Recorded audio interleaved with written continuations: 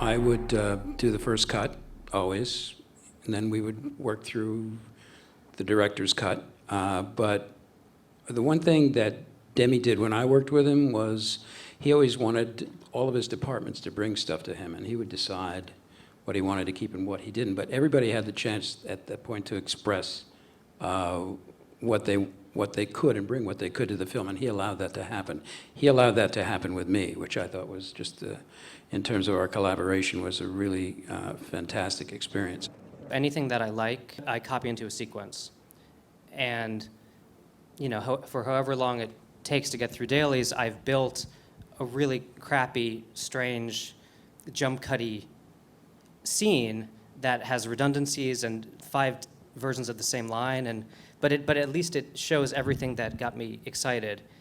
And either I go to lunch or I go home, and then the next day when I look at that, it usually sparks some inspiration about the structure because the angles and the variations in performance start to talk to you, and it's concise enough at that point that you can begin to be inspired. So I work from that cut, and I go to a second cut and a third cut.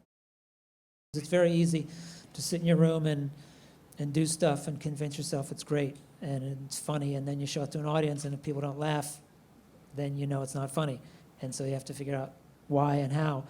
So that is hard. I mean, when you're on something sometimes for a year and a half, it gets very tough to keep perspective. And I find the best way is to show it to new people. You know, I have a whole bunch of friends who I invite to come see movies, but don't bring them all the first time. You know, a couple the first time, a few the second time, and then by the 5th screening, you can maybe ask some of the first ones to come back again, and then go out and for a few beers and talk about it afterwards, and hear what other people are thinking. I find that's helpful, but it doesn't completely solve the problem.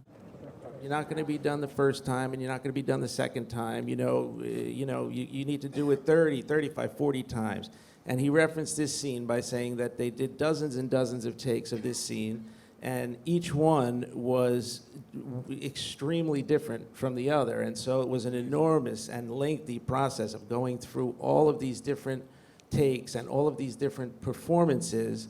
And now you see how beautifully it wound up, and there's a consistency there. But that's built from hours and hours and hours of sitting with the variety of takes. Immediately, like after I've seen the dailies the day before, I do what I would call a knee-jerk cut of a scene, which is just I respond to it. I just respond to it. I've seen these elements, and I make a responsive cut of them. And that responsive cut sometimes is a really solid element that goes through and comes through towards the end, but usually it evolves constantly, because as I get the scenes that surround, I keep shaping and going back and forth and always surrounding it, so it's growing outwards.